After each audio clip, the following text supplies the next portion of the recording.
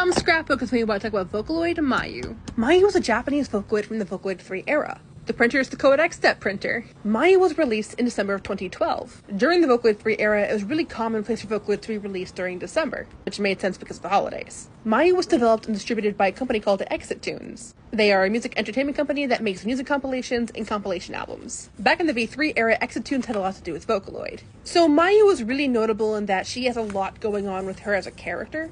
Most Vocaloids as characters get basic information such as their age. It's usually used as a frame of reference for what kind of voice you're getting, but I'll get into that more later. Okay, so Mayu has a lot to do with Lolita fashion, which is really cool. Mayu is also the first, and I believe only, ever yandere-inspired Vocaloid. Now, at the time of her release, everybody understood Mayu to be a yandere directly, but now that it's been 12 years, the language used around Mayu was kind of confusing to me, because they say she's based off of a yandere, but some official articles also say she is a yandere. I think the big difference is that, one version is a 15-year-old girl pretending to be a cringy yandere, and the other actually will kill their senpai.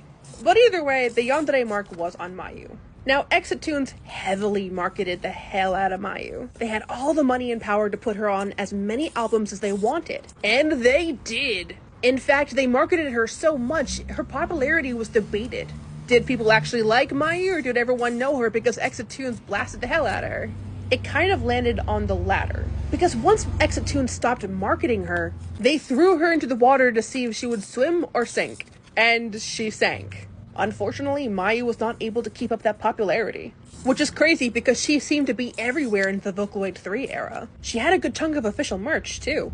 She had clocks, clear files, a lunchbox, mugs. Granted, it was all the same official artwork just on all those respective items, but still. And don't get me wrong, Mayu definitely had her fans. But unfortunately, it was pretty clear that her popularity was pretty false. Mayu went from being one of the most recognizable Vocaloid 3 voice banks to falling into almost total obscurity. There were a few reasons for this. So firstly, the Vocaloid 3 era was oversaturated with a lot of very cutesy, nasal, Japanese female vocalists. Following the success of Hatsune Miku in the Vocaloid 2 era, a lot of companies jumped on the Vocaloid bandwagon. Everyone was trying to recreate the Hatsune Miku. It wasn't just pigtails and miniskirts, it was also really cutesy voice types as well.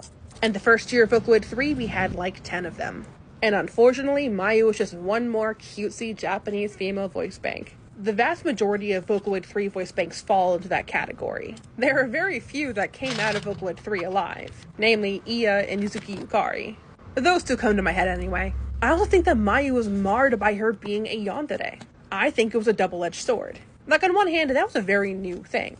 Vocaloids just didn't have that kind of canon information, because they are essentially free OCs that you can take and mold how you please. But Mayu had too much information going on. Yandere is a very big personality type.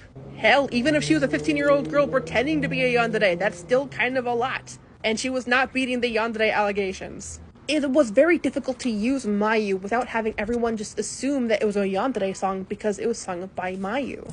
Even though a lot of her songs had nothing to do with her as a character, it was just, she was a cute voice. And we've had Vocaloids with crazy backstory and canon. We've had the kureres and the dedederes. We've had literal angels that just crash bang through the window of a normal human girl. But all of that is cute backstories that you could apply. With Mayu, the yandere shtick stuck. And she couldn't really escape it. So I think between being just another cutesy Japanese female vocalist and the yandere trope, Mayu sank. Which is really unfortunate because I absolutely adore her. Personally, I love the idea that she's a 15-year-old girl who's just really cringy and pretends to be a yandere. That's some Oron High School Host Club type of hijinks going on there. But that's my personal headcanon, so. Where is Mayu now? She is still on the Vocaloid 3 engine. She released 12 years ago and never got an update.